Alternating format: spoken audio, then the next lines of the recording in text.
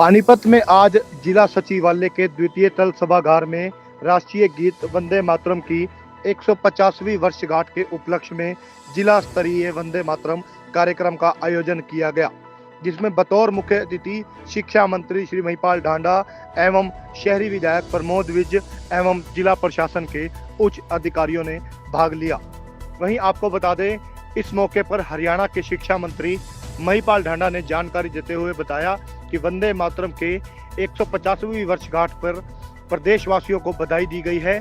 वहीं मंत्री ने घोषणा करते हुए कहा कि 7 से 14 नवंबर तक प्रदेश के सभी स्कूलों में वंदे मातरम संबंध उत्सव मनाया जाएगा।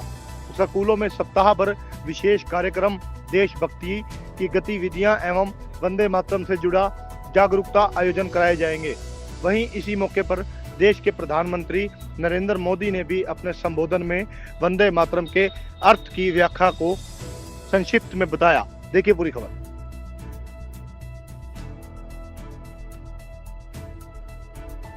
देखिए, भारत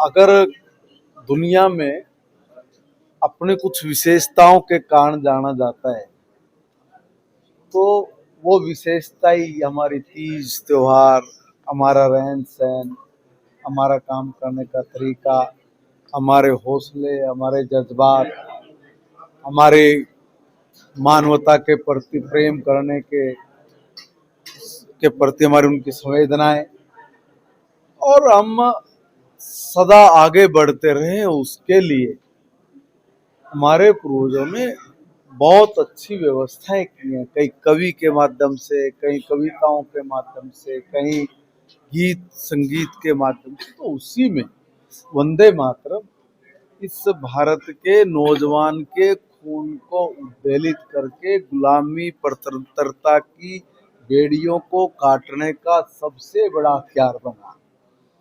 भारत जो अंग्रेजों और उससे भी पहले जो मुगलों के समय से त्रस्त था, पीड़ित था, गुलामी के कारण जीवन अस्त व्यस्त था, तो यहाँ के युवाओं को हुंकार भरने के लिए वंदे मातरम एक ऐसा हथियार मिला जिसने ना बर्फ की सिल्ली की चिंता की, ना किसी तरह की यातनाओं की चिंता की। फांसी के फंदे पे खड़े होके भी वंदे मातरम बोल के आने वाले अपने जो आजादी की लड़ाई के लिए जो आने वाले दिन है उनमें भी ऐसे क्रांतिकारी पैदा कर दिए, ऐसा भाव उनके अंदर जागृत किया कि ये लड़ाई निरंतर चलती रही और अंततोगत्वा हमने आजादी प्राप्त करके आज के भारत को दुनिया में सबसे अच्छा भारत बनाना। सारी दुनिया में जो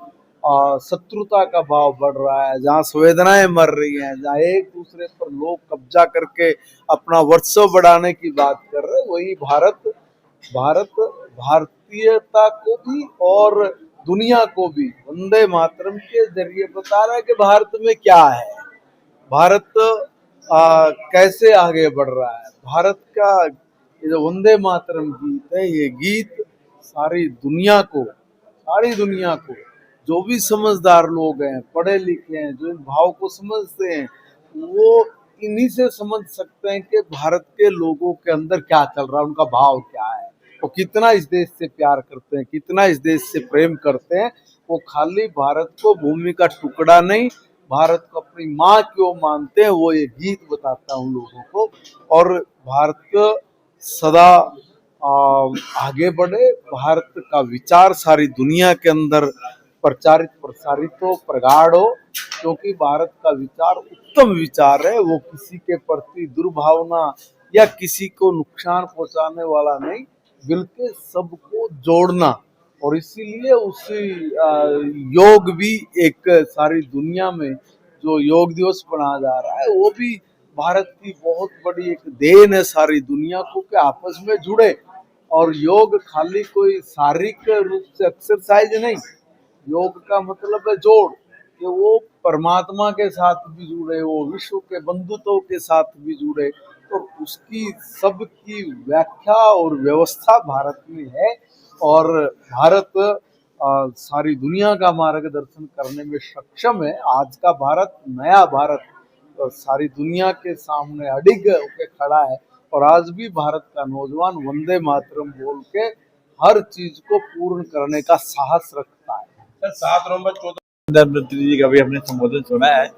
आप सब जानते हैं जैसे कि आज वंदे मातरम गीत की जो रचना हुई थी लगभग 150 साल पहले हुई थी, जिसमें एक संदेश है।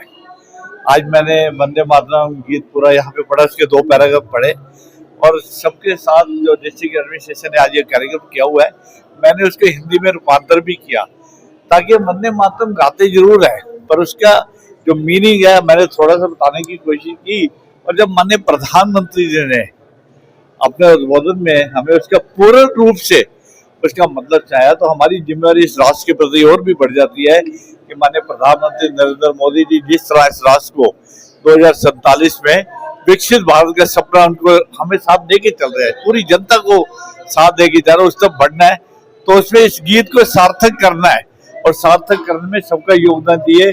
मैं हरियाणा सरकार का भी और माननीय नरेंद्र मोदी जी का, प्रधानमंत्री बहुत बहुत धन्यवाद करता हूँ कि ऐसा गीत जो आज के दिन रचना हुई थी लोगों को याद दिलाने के लिए, बताने के लिए कार्यक्रम सभी जगह हो रहे हैं। इससे जनता में इस बात का खुशी भी है कि जो बातें उनको मालूम नहीं है, जो जानकारी उनको नहीं है, उनको मालूम पड़ रहा है।